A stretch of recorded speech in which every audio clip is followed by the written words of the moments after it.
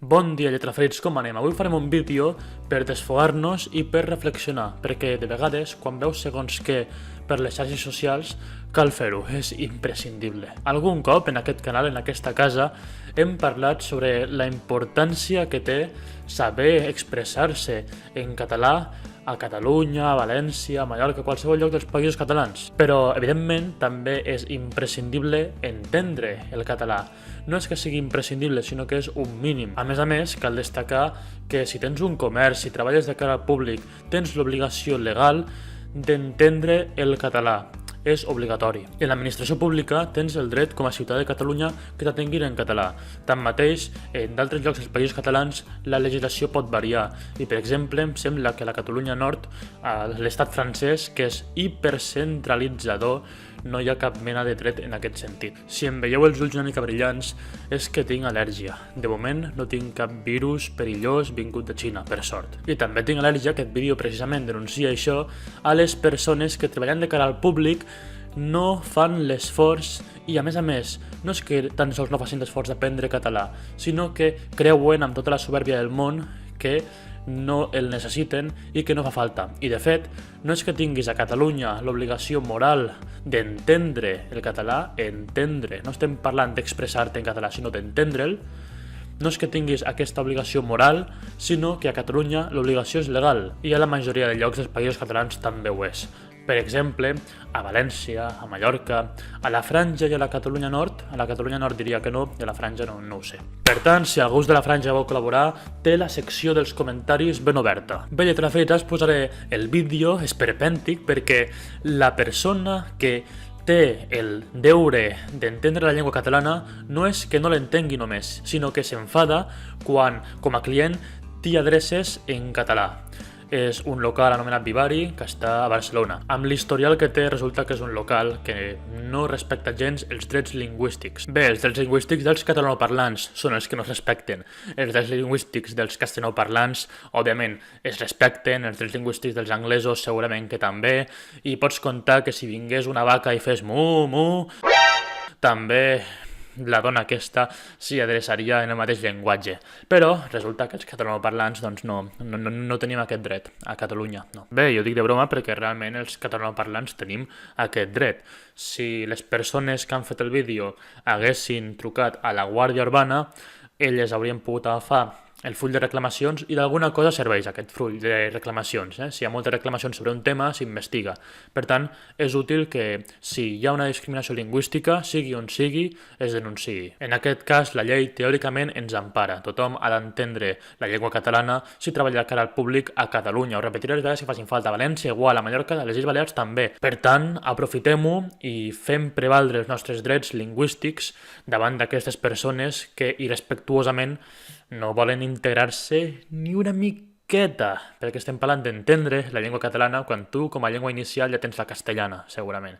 Llavors això són 2 mesos. I és que, a més, per saber les 2, 4, 6, 10 frases que has de fer servir en aquests comerços, a banda dels nombres, per pagar, per cobrar, és que això no són ni 2 mesos, això realment són 2 setmanes, perquè és a dir, gràcies, de res, bon dia, com va, què volen, un tallat en comptes d'un cortado, mare meva, quina complicació. Va, vull que ho vegeu vosaltres mateixos. Ja està, que no me la volen donar, que tenen l'obligació i no la donen, i a sobre ens graven.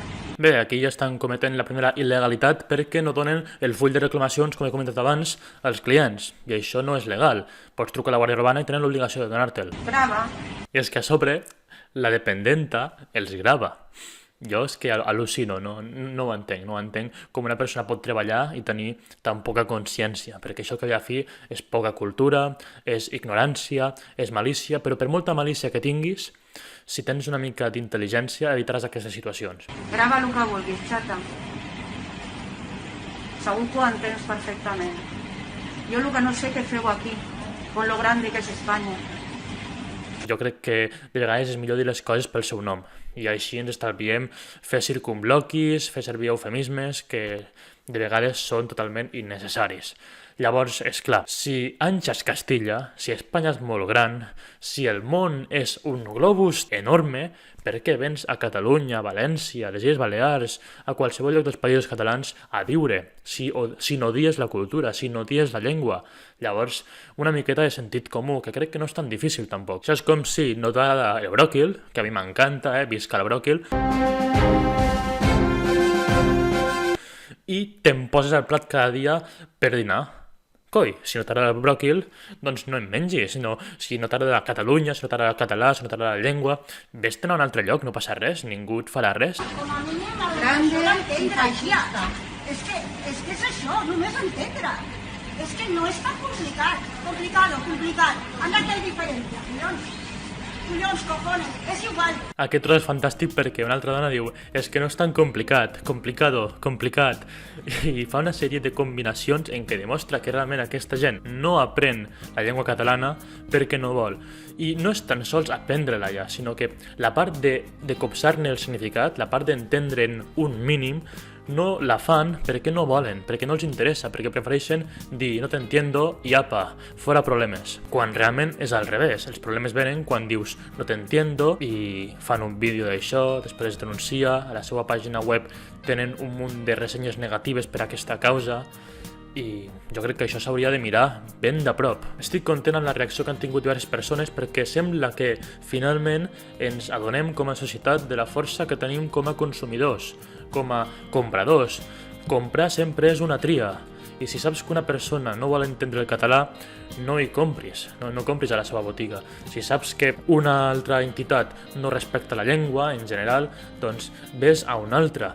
I tot això són tries que al cap i a la fi són molt importants perquè dones força a persones que valoren i d'aquesta manera obligues que una persona que no odia català faci etiquetatge en català, que posi cartells en català i que s'asseguri que els seus treballadors saben parlar i entenen el català perquè pensarà, jo no vull perdre aquest nínxol de mercat. A banda dels atacs que rebem des de fora, molts catalanoparlants també ens clavem punyalades des de dins, perquè quan veiem que un treballador d'un restaurant és de color negre, té la pell de color negra, o quan veiem que una persona té uns trets orientals, ens hi adrecem directament en castellà com si aquest fet, com si la seva raça impedís que hagin nascut en una família catalanoparlant a Catalunya o a València o a les Illes Balears. No té ni cap ni peus realment. Fa uns anys se'n tenia millor prejudici perquè no estàvem en una situació tan multicultural. En canvi, avui en dia no té cap sentit. En conseqüència, com que prou complicat ens ho posen des de fora, si més no nosaltres, des de dins, hauríem de defensar-nos, hauríem d'adreçar-nos a tothom en català i si algú no ens entén, perquè fa poc que és aquí, perquè és un turista, no passa res, ja ens ho dirà. No estem matant cap persona, no estem fent cap acte vandàlic, sinó que simplement ens estem expressant a casa nostra en la nostra llengua. Ras i curt. Aquestes polèmiques són tristes, però són bones perquè visibilitzen un problema que si no, mira, no m'entenen en català, els parlo en castellà i ja està.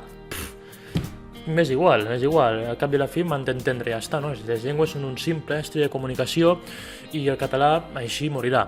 Llavors, a veure, hem de tenir una miqueta d'autoestima, hem de tenir una miqueta de seny i procurar lluitar per la nostra llengua, que al cap i a la fi forma part de la riquesa cultural mundial, de tot el món. Per tant, no és qüestió d'embriagar-se a base de nacionalisme complaent i a base de dir que la nostra llengua és la millor del món, que la nostra literatura és increïble, d'acord, tot això ho pots defensar, però sense menysprear les altres. Defensar la llengua catalana actualment, com que és una llengua subordinada, és defensar la riquesa mundial, és defensar la diversitat ben entesa, la diversitat que respecta la diversitat de llengües arreu, a tot arreu. En conclusió, senyors del Vivari i d'altres franquícies que no respecten els drets lingüístics dels catalanoparlants, a veure si piqueu les crestes d'aquests treballadors que vivint a Catalunya creuen que tenen el dret de no parlar en català i de menysprear-lo, i a veure si d'aquesta manera construïm una societat en què cap persona sigui discriminada per la llengua que fa servir. I una societat que no se'ns oblidi que té unes arrels determinades,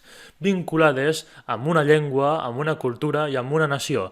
Per aquesta raó, tampoc podem dir que això és totalment diversitat cultural, diversitat de llengües, tot és al mateix nivell. No, aquí hi ha d'haver una llengua vehicular, que és la catalana. Per tant, això ho hem de tenir clar i a més és una llengua que s'ha de preservar perquè està en perill, no? Aleshores, és clar, aquí no podem fer com quan van anar els anglesos a Austràlia, que van dir, això és terra de ningú, aquí farem el que ens rotarà.